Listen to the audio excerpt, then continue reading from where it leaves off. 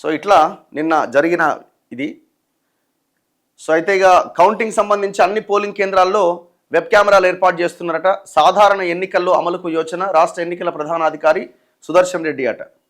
నిన్న గొడవలు జరిగినాయి కదా కొన్ని 2-3. నిన్న ఎవరు ధర్మపురి అరవింద్ కూడా లోపలికి దూసుకెళ్ళి పోలింగ్ సిబ్బంది మీద ఆయన కొంత గట్టిగానే మాట్లాడిండు. ఎందుకంటే ఆ అభ్యర్థినట బయటికి పంపించారట. మరి అది ఏం జరిగిందో మనకు తెలియదు. దీంతో పోలింగ్ సిబ్బందిని బెదిరించిన ఎంపీ అరవింద్ మీద కేసు అయిందట. పోలింగ్ సిబ్బందిని దుర్భాషలాడి రెచ్చగొట్టే వ్యాఖ్యలు చేసిన నిజామాబాద్ ఎంపీ ధర్మపురి అరవింద్పై కేసు నమోదైంది. నగర 1వ పోలీస్ స్టేషన్ ఎస్హెచ్ఓ రఘుపతి తెలిపిన ప్రకారం నిజామాబాద్ 34వ డివిజన్ హరిచరణ్ మార్వాడి స్కూల్లో ఏర్పాటైన 287వ పోలింగ్ బూత్ వద్దకు ఎంపీ అరవింద్ వచ్చారు. తమ పార్టీ అభ్యర్థి బంటు ప్రవీణ్ను బయటకు పంపింది ఎవరంటూ అక్కడున్న పోలీస్ సిబ్బందిని పరుష పదజాలంతో తిట్టారు. అంతటితో ఆగకుండా కెమెరాలు అనుచరులను వెంటబెట్టుకెళ్లి సమీప 285, 286 బూత్లోకి కూడా ఎంపీ ప్రవేశించారు. ఇక్కడ ఎవరో దొంగ ఓట్లు వేయిస్తున్నారంటూ వచ్చి పోలింగ్ బందోబస్తు సిబ్బందిని ఆయన దుర్భాషలాడారు. తమ విధులకు ఆటంకం కలిగించడమే కాకుండా బెదిరింపులతో భయభ్రాంతులకు గురి చేశాడంటూ ఎంపీ పైన సిబ్బంది పోలీసులకు ఫిర్యాదు చేయగా కేసు నమోదైనట్లు ఆ పోలీస్ స్టేషన్ ఎస్హెచ్ఓ చెప్తున్నాడు. సో నిన్న ఆ వీడియోలు ఇవన్నీ కూడా సోషల్ మీడియాలో ఆయనదే ఉన్నది, మొత్తం నిన్న వైరల్ అవుతున్నది. చూసే ఉంటారు మీరంతా. ఎక్కడున్నాడు ఆయనతోటైతే జగ్గారెడ్డిది ఇంకొకటి. సో జగ్గారెడ్డిది కూడా పెద్దలుల్లే. ఆ సిఐ ఎవరో శివకుమార్ అట, వాళ్ళ అనుచరుడి గల్లా పట్టిండట.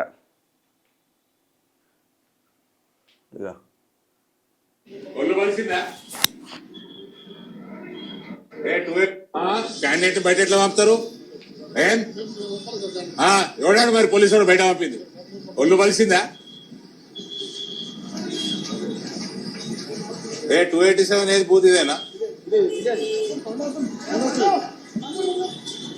కన్ను నెత్తికేకినాయి. దిమాగ్ ఖరాబ్ అయిందా పోలీసు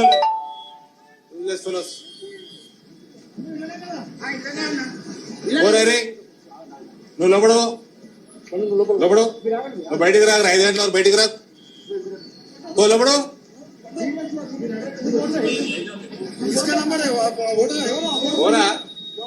లోపడు ఓడన్నా బయటికి పోతే తన్నుకుంటే తీసుకురా బయటికి. ఓడన్నా నేను బయటికి లోపలికి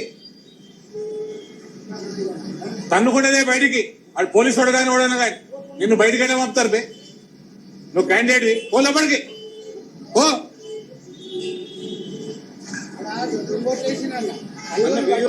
ఆఫీసర్ ఏమంటాడు? ఉంటా మేము పోతే సస్పెండ్ అవుతాం.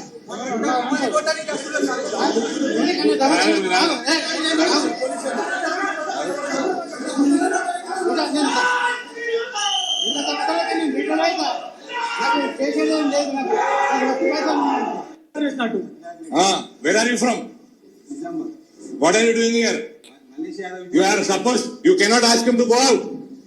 You are no one to send the candidate out. You have no business to do that. Anna, వేరే పార్టీ behave yourself. వేరే పార్టీకి సంబంధించిన ఆయన better behave yourself. How dare you ask my candidate to go out?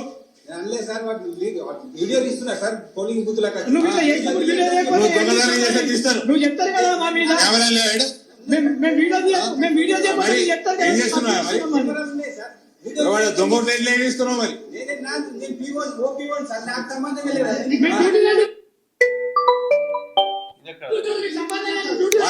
Candidate complaint check చేసుకోవాలి కదా. సంబంధం లేని ఇంటికి పోయా ఈయన చెప్తున్నాడు బోగసోడు పడ్డా మైనార్టీలో పడ్డాను. ఆయన చెప్తున్నాను అనుసరిస్తలేరన్న. వీళ్ళందరూ కూడా చెప్తున్నా చూడమని. 30,000 రాసి 50,000 ఓటేసిపోయిందన్న. ఇక 36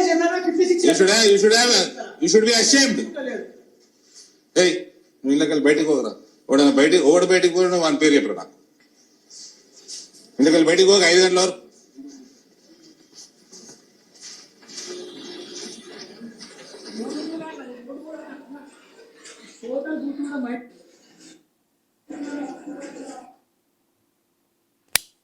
సో ఇది నిన్న జరిగిన ఇన్సిడెంట్. ఇప్పుడు దీని మీద ఎవరెవరైతే అధికారులు వాళ్ళని తిట్టిండో వాళ్ళందరూ పోయి కేసు పెట్టిరట. మరి ఆ కేసు ఏమైంది? ఏం కావి పోయి ఇవి కేసులు ఏముంటాయి? ఎన్ని చూడలే మనం ఇట్లాంటివి. నిన్న జగ్గారెడ్డి మీద కూడా కేసు అయిందా మరి? జగ్గారెడ్డి మీద కూడా జగ్గారెడ్డి మీద కూడా కేసు అయిందట. ఆయనదొల్లి ఆ సిఐ మీద మాట్లాడిన దానికి ఆయన మీద కూడా కేసు పెట్టినట్టున్నారు. సో ఇట్లా ఈ వ్యవహారం నడుస్తున్నది. సో నిన్న ఈ 2-3 ఘటనలు మినహా పెద్దగా ఏం లేదు. కొన్ని ప్రాంతాల్లో బీఆర్ఎస్ బీజేపీ, బీఆర్ఎస్ కాంగ్రెస్ ఇట్లా గొడవలు కూడా జరిగిన. నిన్న మిర్యాలగూడలో 20వ వార్డులో బీఆర్ఎస్ పోలింగ్ ఏజెంట్ చొక్కా జింపుతున్న కాంగ్రెస్ నాయకులను నిలువరిస్తున్న పోలీసులట. కామారెడ్డిలో కాంగ్రెస్ నాయకులతో జరిగిన గొడవలో గాయపడ్డ బీజేపీ కార్యకర్త. కరీంనగర్లో లాఠీచార్జ్ అయిందట. బీజేపీ కార్యకర్తల గాయాలైనవి. సంగారెడ్డిలో పార్టీ అభ్యర్థితో దురుసుగా ప్రవర్తించారని సీఐని దూషించిన జగ్గారెడ్డి బోధనలో దొంగ ఓట్లు వేస్తున్న 12 మంది అరెస్ట్ అయ్యారట.